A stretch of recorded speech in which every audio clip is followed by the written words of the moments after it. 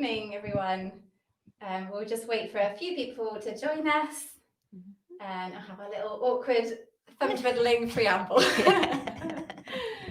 Thank you so much for joining us. Grab a cup of tea, we've got ours. Yeah. Quickly, got time to put the kettle on, get some snacks. Ruth, how are you feeling? I'm very well, thank you. Yes. Good. Yes. How are the very well. nerves? Let's get our hands up. Yeah. Okay. No problem. Cool as a cucumber. Yeah. And how's your day been? Very exciting. Oh, good. Yeah. Share some excitement. What have you done? Well, I just found out last week that a nephew of mine has moved into very local, just down the road from us, literally. Lovely. So I got in touch with him and we've had a walk this afternoon and a cup of tea and a piece of cake. Great. So that was great. A bit of normality in the middle of lockdown absolutely. weirdness. Oh, good. Lovely. So what about you? You had a good day? Yeah, it's been a good day. A typical Sunday in the life of the Cottam household. We live streamed church this morning, so we watched that, me and my little boys, and it's always a bit chaotic, but enjoyed it. And then, made a fish pie this afternoon. Oh, yum. Yeah, therapeutic cooking. I like to be in the kitchen for a bit. And then went for a little walk, actually badly timed walk, because we we stepped out and it was that beautiful sunny, quite mild. We thought this is nice. We did take the raincoats for the boys, thankfully, because within minutes there was the downpour. So that was quite fun, actually. It did, didn't it? It did downpour. Chucked it down. It did. And then the sun came back out, so good. dried off perfectly. Did that, and then got the boys to bed, and now we're here. And I'm actually really looking forward to having, I was thinking this, a conversation with someone without trying to chase little boys. And even though we are being recorded by and being watched by however many people, it's nice to actually chat with you. And you, likewise. Yes. Yeah. Awesome. So I think we'll make a start quite soon. I'll give it a few more seconds. Grab your cuppers. Get your slippers on. Sorry, not break. I was so close to bringing my slippers. How can I try and pretend that I'm just in my house? Behind Zoom or something, a bit less scary. Dressing maybe gown, not. Slippers. It's too hot for dressing gowns. It is, isn't it? I know. Too mild. Right, let's make a start, shall we? Okay. Enough of the preamble.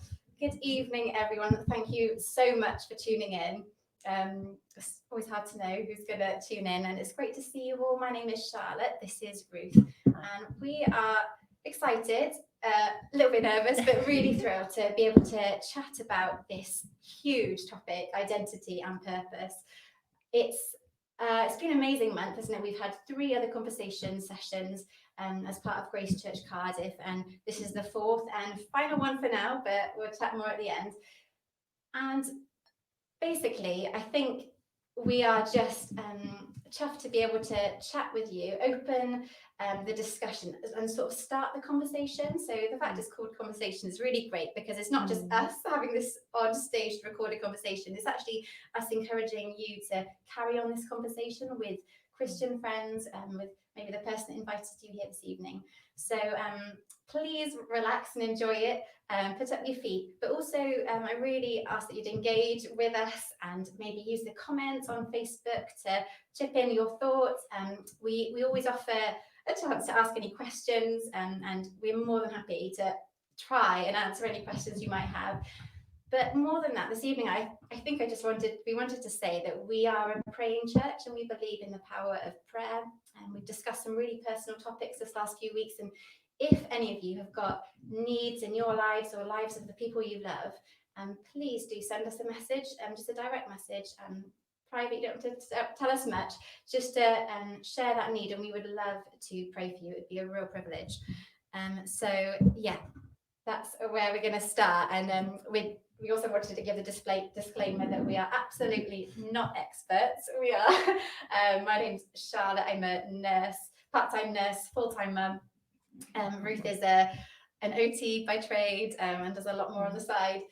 And so we're absolutely not experts, but we just wanted to firstly share some of our experiences, share some of our personal thoughts, We're also going to bring some insights at times maybe from the Bible, as Joss and Owen said on week 1, if you heard it, that the Bible is a safe and concrete piece of evidence that we can trust. So we will be bringing a few thoughts from there. And we're also going to hopefully bring you some hope and some joy in this really tough time. So yeah, open your minds, put your feet up, and we'll have a chat and see what happens.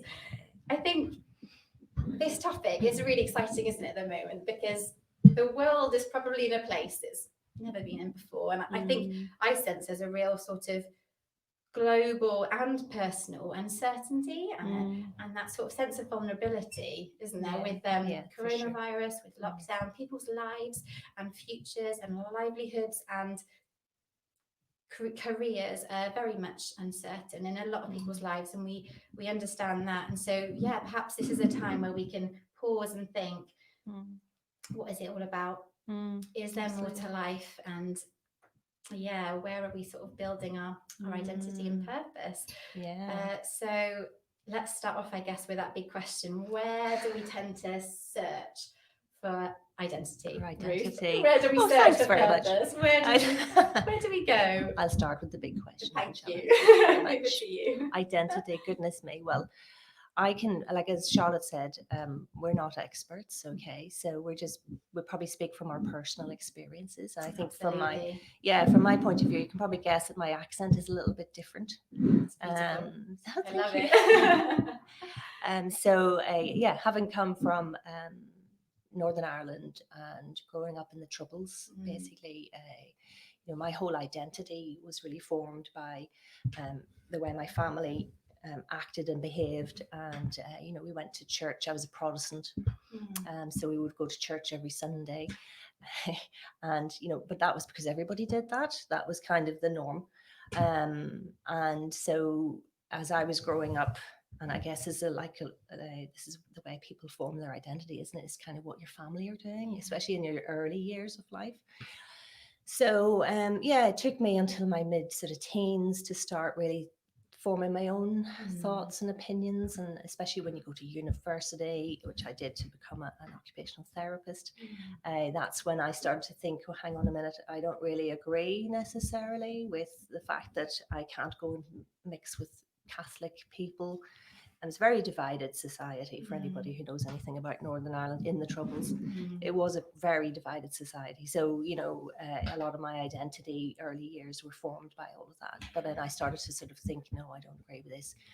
And I can see a point where that actually drove me away from God, actually. Yeah. And I wasn't particularly, I didn't really want to lean on religion because I felt that it was wrong, really, to say, it's okay to kill and murder and to do those things to other people from the opposite faith to you, which is basically what was going on in Northern Ireland during those times. So basically, identity was tricky growing up in Northern Ireland. Yeah, especially when you're sort of hidden in those contexts that there are expectations of you, aren't there? There's that sort of pre-made template of an identity even. Oh, very much so. Which is really challenging. Cultural, and I'm sure a lot of people can identify with their cultural backgrounds and how that really shapes us. And there's always those moments, aren't there, maybe for you where you were forced to think, is this me? Do I fit? And absolutely. Do I trust in this? Do I, value this identity? Yeah. Do I want to live my whole life on that one? Yeah, and I responded by saying, no, I'm not. Because, I could give you loads of examples. My mother saying things like, you mustn't go out with Catholics. Wow. Yeah. Don't ever marry a Catholic.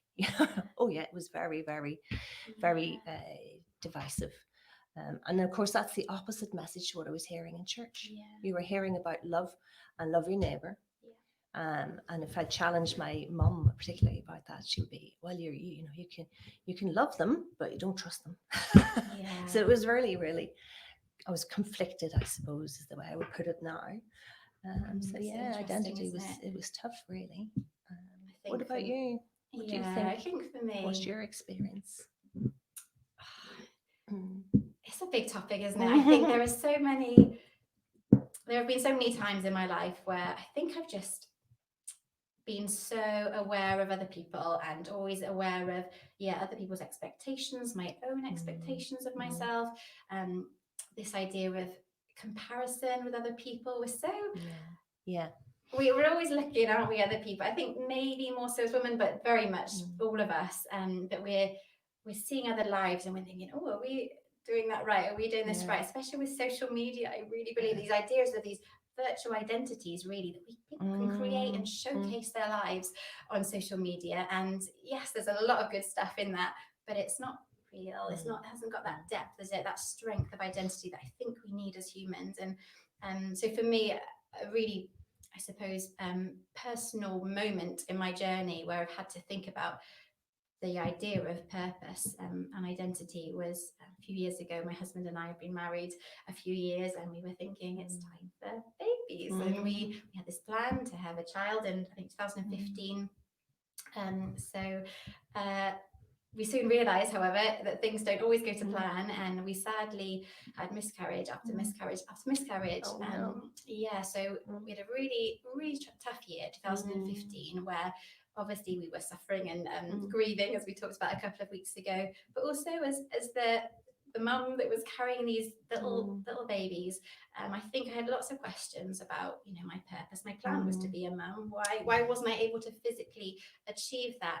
And so many people go through miscarriages, and it's a really tough topic. But at the same time, for me, I see that time as an opportunity to look beyond that identity and that purpose, and realize there is something greater that I believe God had for me, and a greater identity that was more sure and less swayable than that idea of motherhood. Even though right now motherhood is a huge part of my day-to-day identity. I spend all day looking after these, a 3-year-old and a 1-year-old boy that I adore, and I really love this season of life I'm in. But it's all consuming, even to the point I remembered a little while ago on the ward. I think I was so aware of this mum side of me that I called myself mummy to a patient. The most embarrassing moment. He soon forgave me and understood. But so I think our day-to-day identities can often take over or confuse us and stop us from asking that deeper question: what is our life built on? And what are we meant? What are we here for? What's our purpose? Absolutely. And I think and I'm really sorry to hear you went through such a tough period. I think that again happens to a lot of people too, doesn't it? And it's hard to talk about those things. For me, I couldn't sleep one night, and so this is when it was sort of about 10 years ago, and I was thinking to myself, goodness me, instead of counting sheep, I think I'll count how many people have died in my life. And honestly, from I'm laughing, but it wasn't funny. From the age of about 12 when my father died, then to about the age of just after 30 when mom died. In between that, it's over 20 years, just roughly.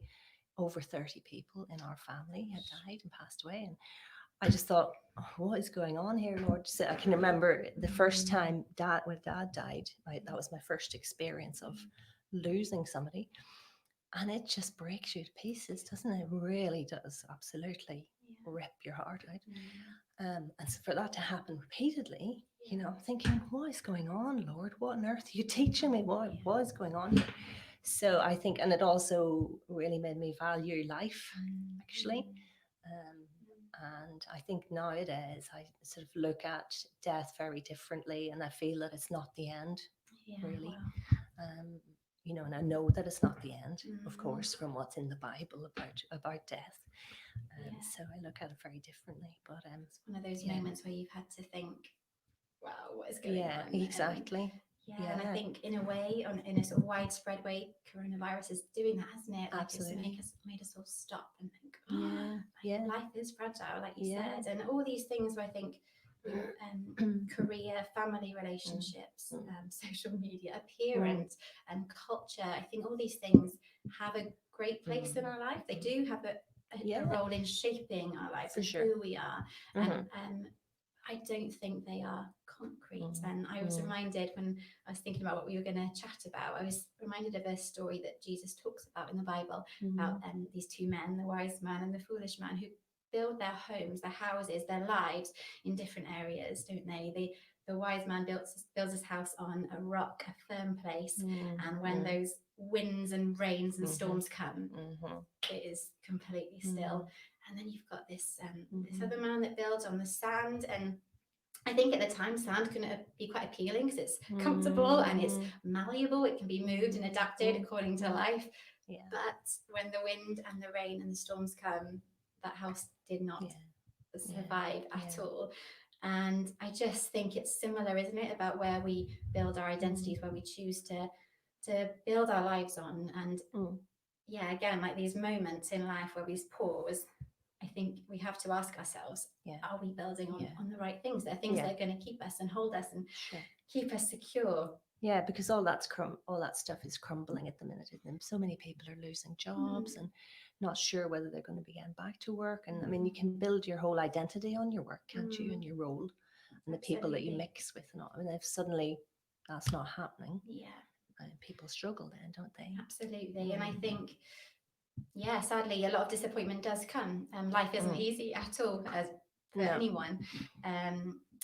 But these things, I just think so often do lead to discouragement and even depression. We talked quite openly about mental health last week, and I read a really interesting quote where someone says that the antidote to depression isn't happiness, but it's meaning. And it's that idea of it's so important for us to engage and focus our lives on something that has a direction, has a purpose. That's right. And it's finding the right place for that, isn't it? Yeah. And I think as well, like all these things we've talked about, actually, career and family, even culture, social media, definitely. I think so much of it depends on our performance, doesn't it? Yes. Even here this evening, like I am so self-conscious and I'm so thinking about, I want to perform, I want to speak clearly for the good of the listeners. But I just love the fact that the next thing we're going to talk about does not depend on our performance. And I think human beings strive and search and really work hard, don't they? I think a lot of us are workaholics. But I just wonder, is it building something? I was just going to say, it just made me think of growing up as in the church back home. I mean, a lot of what I was hearing was about your sins will find you out, and you'll be damned if you don't, if you don't turn and repent from your sins. It's very blood and fire and brimstone type teaching. And so actually, I felt then, by the time I become teenager and early 20s, I felt I'm not a good enough Christian. I can't do this Christian life. I didn't identify with being a Christian, and it wasn't a Christian anyway, really. That didn't happen till much later in my life. But that whole thing about working and striving, and I think people think that if you're good enough, that's okay. If I do good things, that'll be okay.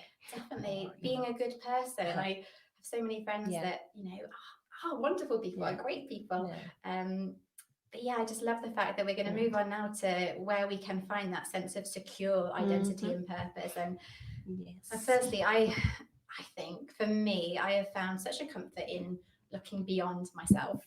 So be honest, in a world of self-obsession and self-care, self-help, that you're talking a lot at the moment, Emily, about, being kind to yourself. And yes, we should be. But I feel that the answer is beyond ourselves. And I was thinking of an analogy, please excuse, slightly cheesy, but a mobile phone is made in a factory, isn't it? And when it breaks down, when it freezes, they often tell you on the phone, send it back to the factory. The manufacturer, they need to sort it. And that's because the maker of this phone understands it, doesn't it? It knows he knows the phone inside out. He knows what makes it work and what makes it break. And I think so often we go to the wrong place to be fixed, don't we? We go to the wrong place, but actually the maker knows us. And as a Christian, I believe that God made us and that we're made in his image.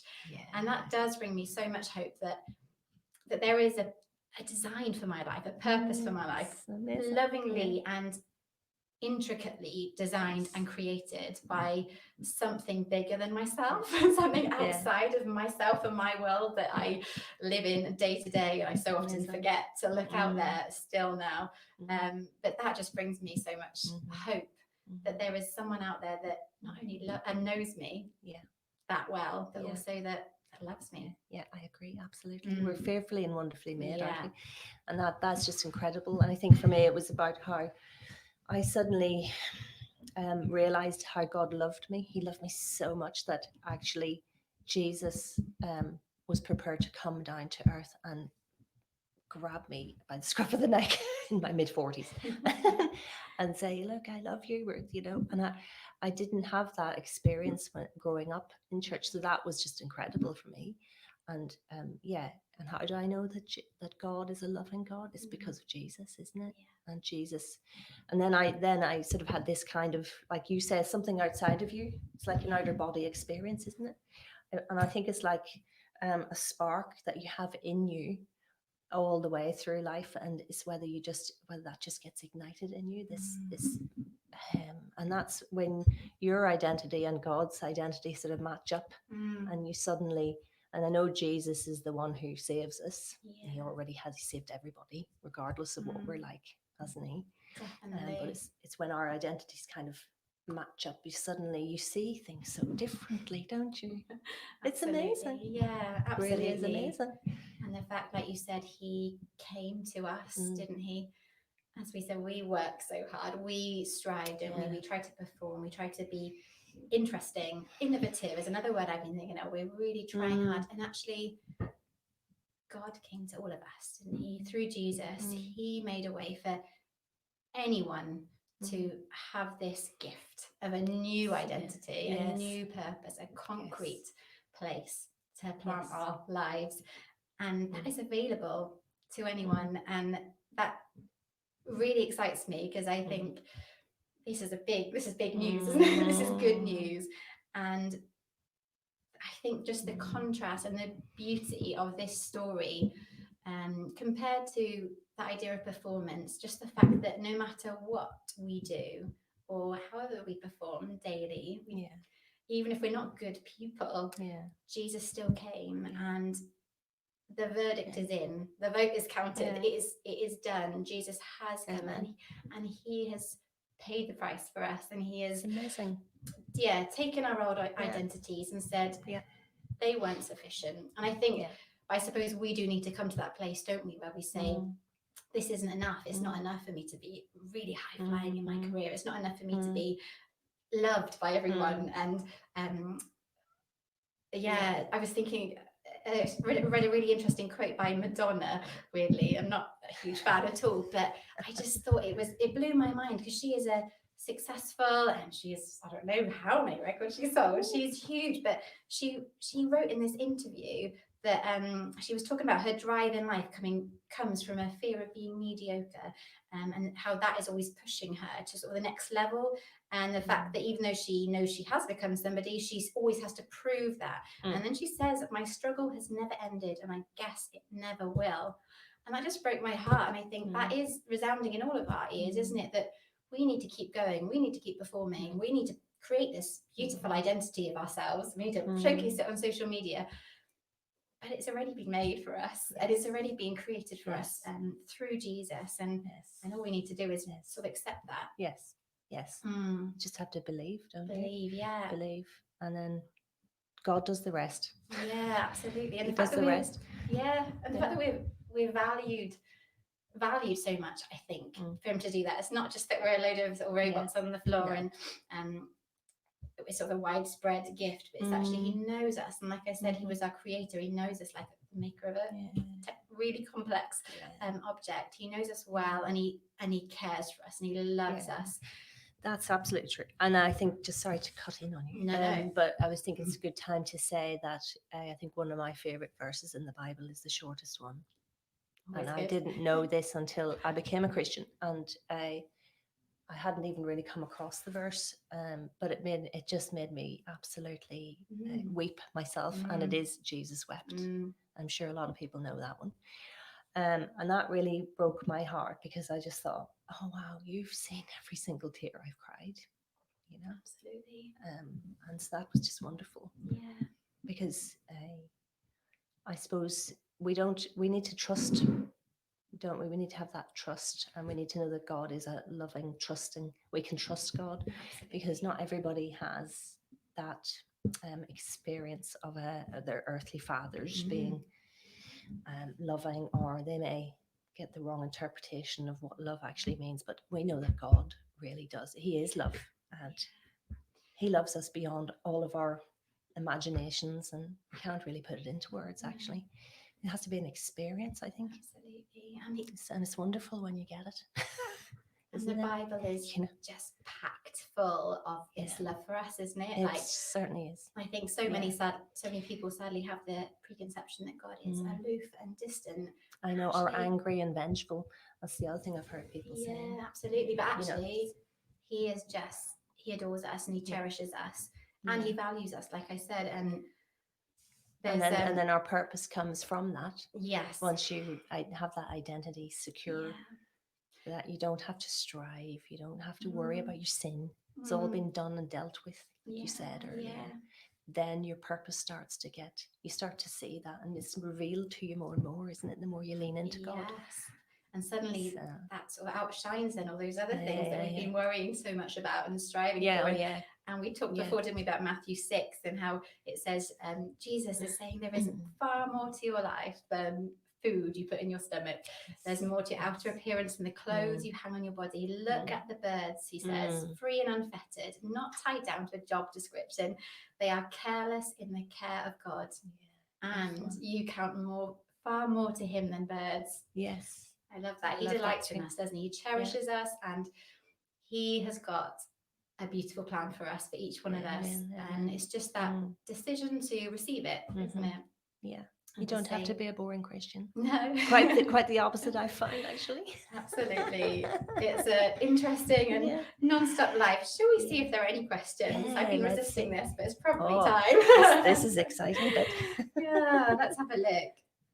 Hello, everybody. So Nathan Davis. What role has social media, despite all its positives, played on people's understanding of what it means to have purpose and meaning? Yeah, so we did talk about that a bit, didn't we? And I must admit, I don't do Facebook, you see. I'm not of that generation, luckily. But my children, of course, are that sort of generation, and one does use it and one doesn't use it. And it's, I think we're fortunate, really, that they're not caught up in the whole, as you say, image and portraying yourself and having all these friends who you never ever meet. I mean, that's really alien to me. You know, friends are meant to be people we sit down and have a chat with. You're exactly right. And liking something isn't just pressing a button. And following something isn't just pressing a button. Absolutely. But I think that's the answer, isn't it? It does present this virtual reality, and there are so many good things about social media. We as Grace Church are really grateful for it. We've been able to somehow meet together. But I think just recognizing that is not real. And I know there's a pastor in America somewhere that talks about how we can so often compare ourselves and have these massive insecurities because we're comparing our lives or our behind the scenes real lives with other people's showcase and highlight reels, I think he says. And it's the idea that we can't look through that lens and think it's reality. We need to recognize it's been put there to showcase our lives or to communicate in not so natural ways, but it is also a good thing. And I'm not saying it's an awful thing at all. No, there's pros and cons, definitely. So hope that answers your question, I Nathan. Hopefully it does. I just wanted to, I suppose, emphasize what we said at the beginning about the fact this is a vulnerable thing. We are all humans, and we all have our individual walks of life, and they're all so different. And just like our Maker is creative and generous and intelligent, I believe we all reflect bits of him, and because we are made in his image, and so we are all so diverse. But I suppose we wanted to say, please engage if you've been moved at all by anything we've said, specifically or more widespread. Please come and send us a little message. We'd love to pray for you, and we'd love just to connect with you. And I think as well, just please receive this gift of a new identity, and please look into it, even if it just means a further conversation with one of your Christian friends, or drop into one of our Sunday mornings. We live stream at 10:30 on Grace Church Cardiff. Like us, follow us, so you can stay updated with the things that we're doing. And hopefully we'll have more opportunities in the coming weeks and months, especially on Sundays at 8 o'clock in the evening, to either do a few more of these style conversations, and there are other things in the pipeline too, so watch this space. And just before we sign off, I've just got this beautiful quote by an amazing woman that inspires me. Her name was Corrie ten Boom. She was a Christian watchmaker and writer in the Second World War. She was Dutch, and she just says these incredible words, I think sum up hopefully what we've been saying. She says, if you look at the world, you'll be distressed. If you look at yourself, you'll be depressed. But if you look at Christ, you'll be at rest. Amen. Amen. Thanks, guys. Take care.